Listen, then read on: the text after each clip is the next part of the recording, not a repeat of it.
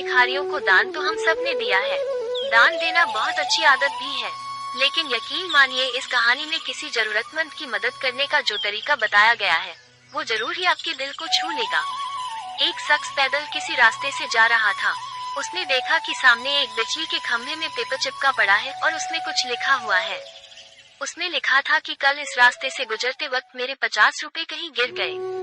मुझे ठीक से दिखाई नहीं देता है। कृपया इस रास्ते पर कहीं भी किसी को भी मेरे 50 रुपए मिले तो इस पते पर पहुंचा दें।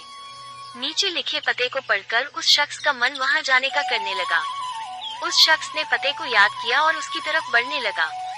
वहां जाने के बाद जब उसने आवाज लगाई तो देखा कि गली के आखिरी में एक झोपड़ी है और वहां से एक बूढ़ी औरत लाठी के सहारे बाहर निकल कर आ रही है। उस शख्स को मालूम हुआ कि वो वृद्धा वहां अकेली रहती थी।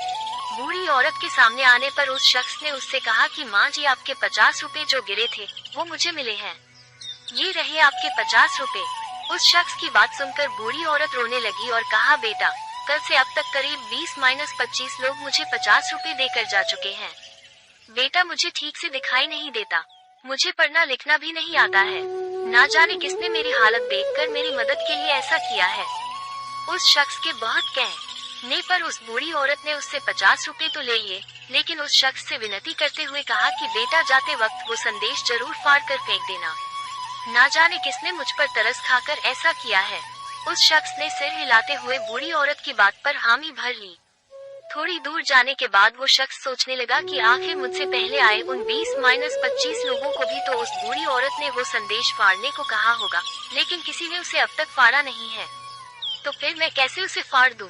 उस शख्स के मन में उस व्यक्ति के लिए बहुत ही आदर का भाव आ रहा था, जिसने बूढ़ी औरत की सेवा के लिए इस तरीके को ढूंढा।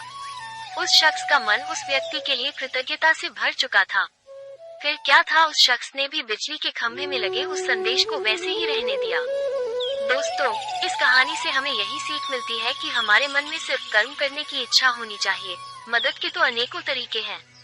अगर हमारे अंदर किसी की मदद करने की इच्छा हो तो हम किसी ना किसी रूप में भी जरूरतमंद की सेवा कर सकते हैं।